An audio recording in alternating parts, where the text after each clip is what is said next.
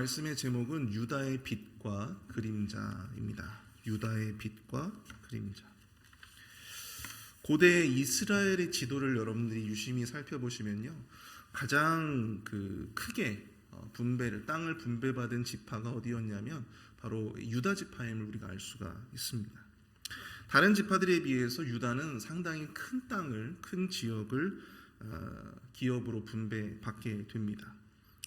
므낫세 지파도 굉장히 큰 땅을 분배받았지만 므낫세 지파는 반지파를 요단강을 사이에 두고 그렇게 나뉘어져서 생활을 하게 되었죠. 그래서 단일 면적으로는 사실 유다 지파가 가장 큰 지경을 분배받게 되었습니다.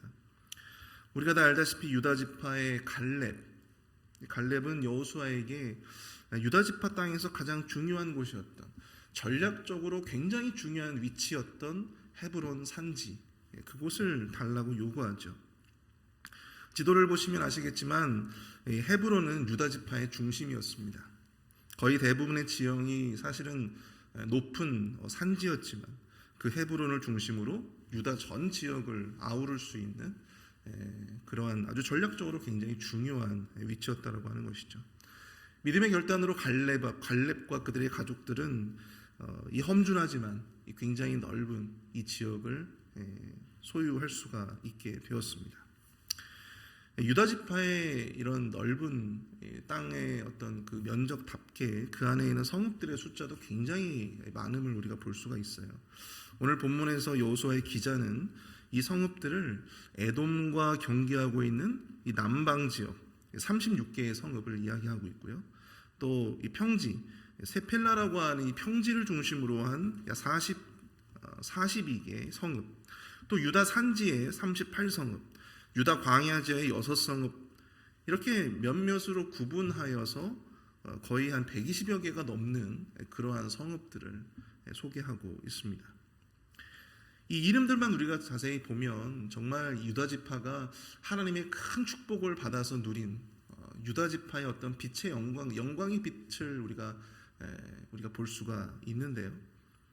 특별히 오늘 본문의 마지막 63절을 보시면 유다 지파가 어떤 그 영광만을 누렸던 것이 아니라 오히려 유다 지파가 여부수 족속을 몰아내지 못해서 그들과 함께 불편한 동거를 이어갔던 유다 지파의 어떤 가지고 있는 그 실제적인 그림자도 이야기하고 있다고 하는 것이죠. 그들에게 성공만 있었던 것이 아니라 그들에게도 실패가 있었다고 하는 것입니다. 빛이 있었고 또 그들에게 동시에 그림자도 존재했다고 하는 것이죠. 오늘 새벽에는 유다 지파가 얻었던 이 성읍들에 대한, 이 땅에 대한 분배의 과정들을 통해서 그들에게 나타난 이 빛과 어둠, 그들의 영토 분배 과정이 나타난 그들의 빛과 어둠이 우리에게 전해주는 영적인 교훈이 무엇인가, 우리가 그것에 대해서 함께 살펴보고자 합니다. 유다 지파의 땅 분배를 보면서 우리는 첫 번째로요, 우리에겐 아직도 믿음으로 받아 누려야 할 축복들이 아직 많다라고 하는 사실을 깨닫게 된다는 것이죠. 우리에게는 믿음으로 받아 누려야 하는 그러한 축복들이 아직 많이 남아있다. 오늘 본문을 보시면 이 유다 지파가 분배받은 여러 성읍들 가운데 특별히 에스다올, 에그론, 딥나와 같은 곳, 사실 이 지역은요, 유다뿐만 아니라 하나님께서 단지파에게도 이 땅을 분배하셨습니다. 같은 성읍이고 같은 지명인데 유다 지파뿐만 아니라 다른 지파들에게도 이 지역을 분배하셨다라고 하는 것이죠. 유다 지파는 이 도시들을 분배받았지만 사실 이 도시들을 그들은 취하지 못합니다. 훗날 단지파가 이 도시들을 취하게 되죠. 또한 오늘 본문 45절에서 47절까지 말씀을 보시면 여러분들 에그론, 아스돗, 가사라고 하는 성읍들이 나오죠. 여러분이 가사라고 하는 성읍을 많이 들어보셨을 겁니다. 오늘날 이 팔레스타인, 블레셋의 후손이라고 우리가 생각할 수 있는 이 팔레스타인의 가사 지구가 바로 이 가사라고 하는 지역이에요. 이 성읍들은 모두 지중해 평지에 위치한 곳으로서 블레셋 족속들이, 이 팔레스타인 족속들이 정착해서 살아갔던 곳이었습니다. 다윗 시대에 이르러서야 비로소 이들의 영향력에서 조금은 벗어날 수 있었지만요, 유다 지파는 이 지역을 완벽하게 점령해 본 적이 없습니다. 이 지역에서는 블레셋인들이 여전히 지배 효력을 가지고 있었고, 나중에 이스라엘이 바벨론에 의해서 멸망당할 때 그때 이 블레셋도 같이 멸망을 당했다라고 하는 것이죠. 그럼 왜 이 여호수아의 기자는 이 땅들을, 결코 유다 지파가 얻어본 적이 없는 바로 이 땅들을 왜 유다 지파에게 분배한 땅이라고 그렇게 소개하고 있는 것일까요? 아직 취하지도 못한 땅인데 그 땅을 분배해 준 이유는 과연 무엇이었겠습니까? 그것은 앞으로 유다 지파가 비록 지금은 그들이 지배하지 못하고 있고 또 비록 그들이 가지고 있지 못한 땅이지만 앞으로 그들이 믿음으로 말미암아 쟁취하고 또 싸워서 얻어내야 할 그러한 축복의 유산이 바로 그 지역임을 이야기해주고 있다고 하는 것이죠.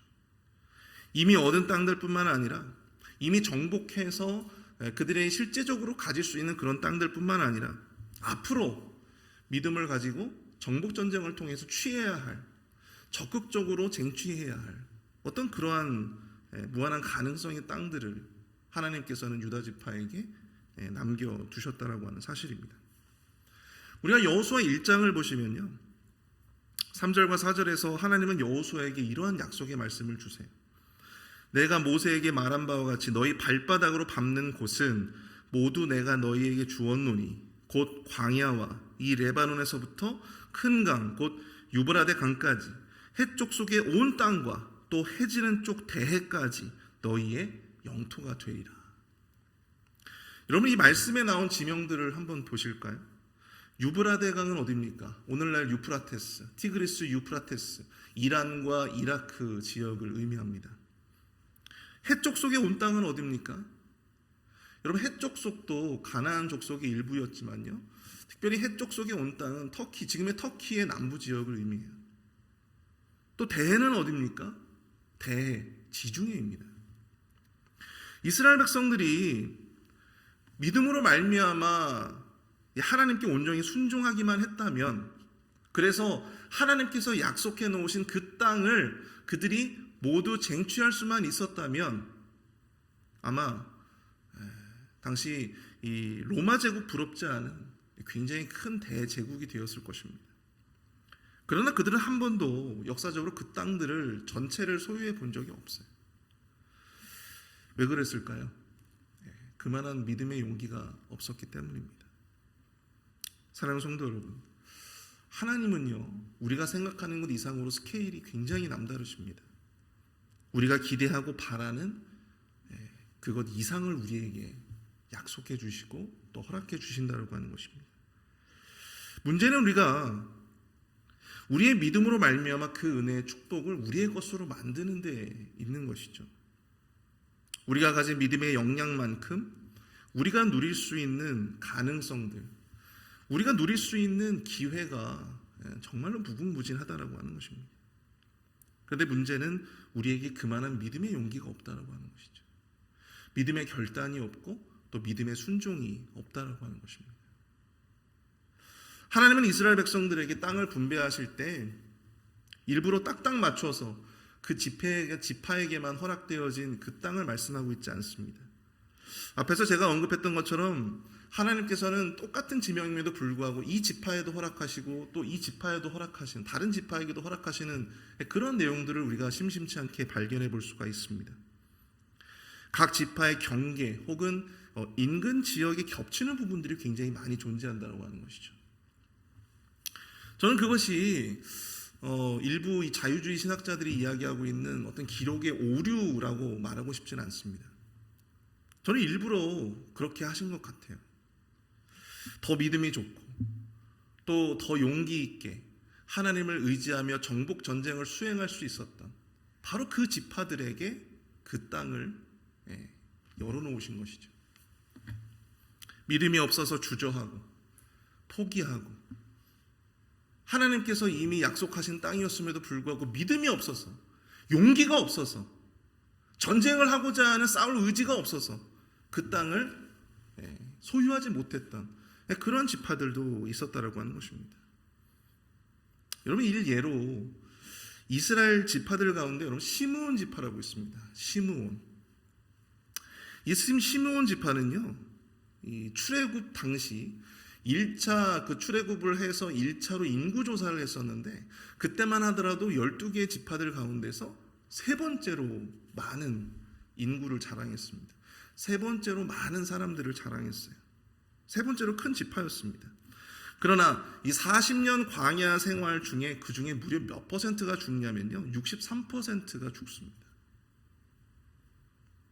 인구가 확 줄어버려요. 이것은 민수기 25장에 여러분들 잘 아시다시피 바알보올 사건이 있었죠. 이스라엘 백성들이 이 모압 여인들과 행음했던 사건이 있었습니다. 그 중심에 있었던 사람이 누구냐면 바로 시므리라고 하는 사람인데요. 이 시므리가 바로 시므온 지파의 우두머리 리더였다고 하는 것이죠. 시므온 지파가 주도적으로 이 행음에 참여했고 이교도들과의 결혼에 앞장섰던 지파가 바로 이 시므온 지파였어요. 그 당시에 이 하나님의 진노로 말미암아 이 대다수의 성인 남자들이 죽임을 당했습니다. 그 결과 이제 정복 전쟁을 마치고 땅을 분배받을 때 그들은요 별도로 땅을 분배받지 못하고 유다 지파가 받은 이 유다 지파의 어떤 그 땅의 중간에 아주 작게 몇 개의 성읍을 할양받는 곳으로 대체되었다라고 하는 것입니다. 하나님 앞에 믿음을 가지고 나아가지 못했던 지파는 자연스럽게 소멸되어져서 나중에는 인구가 워낙에 적다 보니까 훗날에는 유다 지파에게 편입되게 되어지는 한 지파로서의 지위와 그 존속을 하지 못하는 그러한 모습들을 우리가 보게 된다라고 하는 것입니다. 여러분, 약속의 땅은요 이스라엘이라고 하는 이름을 가진 자들이 얻은 땅이 아니고요 바로 이 믿음을 가진 자들이 소유할 수 있었던 땅이라고 하는 사실을 우리가 기억해야 합니다. 아무리 하나님이 우리를 위해서 예비하시고 열어놓으신 은혜의 땅이라 하더라도 믿음이 없다면 그림의 떡인 것입니다. 믿음의 능력이 없으면 있던 것도 자신들의 것도 지킬 수 없는 것이 바로 무엇입니까? 하나님의 축복이에요. 지금 우리 눈앞에 놓여있는 축복만을 여러분들 바라보지 마십시오. 하나님은 우리에게 그보다 더 큰 은혜와 축복을 예비해 놓으셨습니다. 특별히 2025년도 우리가 기대하고 우리가 상상하는 그 이상으로 하나님은 우리에게 더 많은 것들을 주기를 원하세요. 더 많은 기회를 주시기를 원하시고 더 많은 은혜와 축복을 우리가 누리기를 원하신다라고 하는 사실입니다. 믿음의 눈을 들어 도전하는 저와 여러분들이 되실 수 있기를 축복합니다. 믿음으로 하나님의 축복을 내 것으로 만드는 그러한 은혜가 저와 여러분들에게 있게 되어지기를 축복합니다. 저와 여러분들을 위해서 하나님이 예비하신 복들이 아직 많이 남아 있습니다. 믿음으로 내가 이것을 쟁취하고 믿음으로 이것을 싸워서 내 것으로 만들 수 있는 그 믿음의 용기를 나에게 주시옵소서. 우리가 기도하며 나아갈 때 그러한 기도로 갈렙의 이 용기를 우리에게 허락해 달라고 기도하실 수 있는 저와 여러분들이 되실 수 있게 축복합니다. 그 믿음의 능력이 우리의 축복의 지경을 더욱더 넓게 해 주실 줄 믿습니다. 두 번째로 우리가 이 유다 땅의 이 분배 과정을 통해서 살펴볼 수 있는 또 한 가지는요, 바로 우리가 해결하지 못한 작은 죄가 두고두고 우리의 발목을 잡을 수 있다라고 하는 것입니다. 오늘 유다 지파의 땅 분배를 보면요, 그들의 믿음과 실패에 대한 명암을 여실히 보실 수가 있습니다. 다른 지파들보다 더 넓고 비옥한 땅을 받을 수 있었지만 63절을 보시면 예루살렘 주민 여부수 족속을 유다 자손이 쫓아내지 못하였으므로 여부수 족속이 오늘까지 유다 자손과 함께 예루살렘에 거주하니라, 이렇게 이야기하고 있어요. 유다 지파가 예루살렘에 거주하던 여부수 족속을 쫓아내지 못해서 오늘날까지 불편한 동거를 계속 해오고 있다, 그것을 기록하고 있는 것이죠. 여부수 족속들은 그 지역, 예루살렘 지역을 오랫동안 통치해왔던 족속들이었습니다. 유다 지파는 그들을 몰아내려 했지만 결국은 실패하게 되죠. 그리고 여호수아 18장에서 여호수아는 그 땅을 유다 지파가 아니라 베냐민 지파에게 그 땅을 다시 분배하게 됩니다. 그러나 가장 강한 유다 지파도 해내지 못했던 그 일을 이 작은 베냐민 지파가 이루어낼 수는 없었죠. 결국 예루살렘은 다윗 시대에 이르기까지 그 어떠한 지파도 실제적으로 취하지 못했던 그러한 땅으로 남게 됩니다. 계속해서 이 여부수 족속이 그 지역을 실제적으로 통치하면서 이스라엘의 옆구리의 가시와 같은 그러한 역할을 하게 되는 것이죠. 그러나 다윗이 이 여부수 족속과의 전쟁을 벌여서 그들을 몰아내고 그들을 노예로 삼게 됩니다. 그리고 이 솔로몬 시대에 이르러서는요, 그들이 성전 공사를 할 때 인부로, 노예로 그렇게 일을 하게 됨을 성경을 통해서 확인해 볼 수가 있어요. 여러분, 사무엘하 5장 6절에서 7절까지의 말씀을 보면 이런 구절이 있습니다. 왕과 그의 부하들이 예루살렘으로 가서 그 땅 주민 여부수 사람을 치려 하매 그 사람들이 다윗에게 이르되 내가 결코 이리로 들어오지 못하리라. 맹인과 다리 저는 자라도 너를 물리치리라 하니 그들 생각에는 다윗이 이리로 들어오지 못하리라 함이나 다윗이 시온 산성을 빼앗았으니 이는 다윗성이라. 이 구절은 오랫동안 그 예루살렘 지역을 다스리고 있었던 여부수 족속을 이제 다윗이 왕이 되어서 이제 그 땅을 치려할 때 그들이 다윗에게 했던 말을 그대로 전하고 있는 것입니다. 굉장히 완악하고 또 호전적이었던 민족이 바로 이 여부수 족속이었어요. 사람들이 다윗에게 이르되 내가 결코 이리로 들어오지 못하리라. 맹인과 다리 저는 자라도 너를 물리치리라. 다윗은 절대로 우리를 멸망시킬 수 없다. 그렇게 호언장담하면서 이렇게 굴욕을 선사하고 있습니다. 얼마나 오랫동안 이 여부수 족속이 이스라엘의 그 옆구리의 가시와 같은 두고두고 계속해서 이 이스라엘을 힘들게 만들었던 그러한 자들이었는가를 우리가 이 구절, 짧은 구절을 통해서도 우리가 깨닫게 되어지죠. 얼마나 그들을 무시했었을까. 아마도 유다 지파가 그들을 몰아내는 것을 포기했을 때, 그 싸움을 포기했을 때 아마도 그렇게까지 오랜 시간 동안 그 땅을 취하지 못할 거라고 유다 지파가 감히 생각을 했을까요? 그렇지 못했을 것입니다. 이미 이 가나안 땅은 이스라엘 지파가 정복을 하기 시작했고 이미 많은 부분들을 정복했기 때문에 이미 대세가 기울었다라고 생각을 했을 것입니다. 그래서 언제 정복하든 언제라도 정복할 수 있는 땅으로 남겨두었을지도 모르겠어요. 그런데 여러분, 그들의 그러한 생각과는 달리 굉장히 오랜 기간 동안 이 가나안 족속들은 그 땅에서 이스라엘 백성들과 함께 이 불편한 동거를 이어왔다라고 하는 사실이죠. 근데 과연 그것이 하나님의 뜻이었을까? 하나님은 신명기 20장 16절을 17절을 통해서 분명히 이렇게 말씀하십니다. 오직 내 하나님 여호와께서 내게 기업으로 주시는 이 민족들의 성읍에서는 호흡 있는 자를 하나도 살리지 말지니 곧 헷 족속과 아모리 족속과 가나안 족속과 브리스 족속과 히위 족속과 여부수 족속을 내가 진멸하되 내 하나님 여호와께서 내게 명령하신 대로 하라.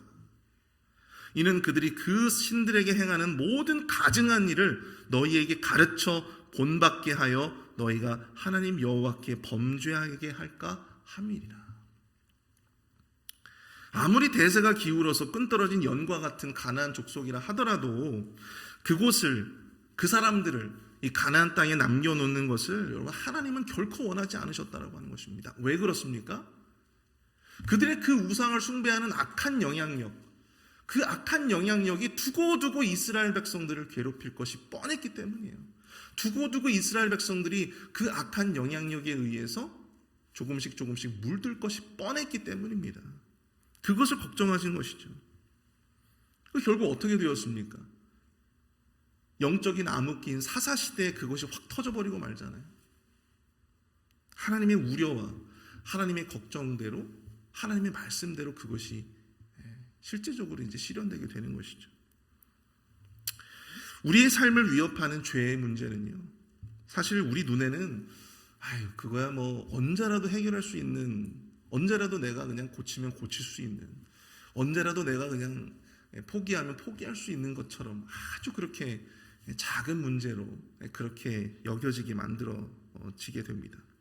근데 여러분, 그 영향력은요, 그 죄에 대한 영향력은 우리가 정말로 이렇게 수수방관하는 그러한 이 문제보다 훨씬 더 큰 우리의 상상을 초월하는 영향력을 우리에게 끼칠 수 있다고 하는 것입니다.